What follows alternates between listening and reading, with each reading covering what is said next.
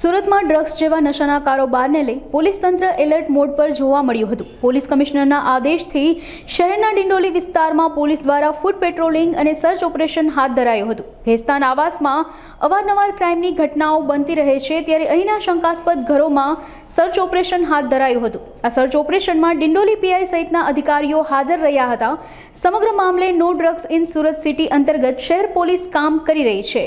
Surat police commissioner Anupamsinh Gehlot સાહેબની સૂચના મુજબ આજે ડિંડોલી પોલીસ સ્ટેશન વિસ્તારમાં આવેલ ભેસ્તાન આવાસમાં સરપ્રાઇઝ ચેકિંગનું આયોજન કરવામાં આવ્યું।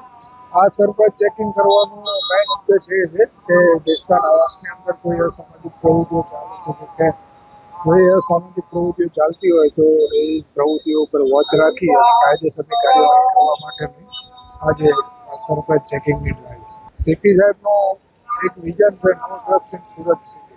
એ અંતર્ગત ભેસ્તાન આવાસની અંદર કોઈ પણ આવા વ્યક્તિઓ જો મળી આવે તો એમને પણ ચેક કરવા માટે આજે સૂચનાઓ આપવામાં આવી છે અને કોઈ પણ આ પ્રકારની પ્રવૃત્તિ જણાઈ આવે તો તેને નિષ્ણાત કરવા માટે તમામ પ્રયત્નો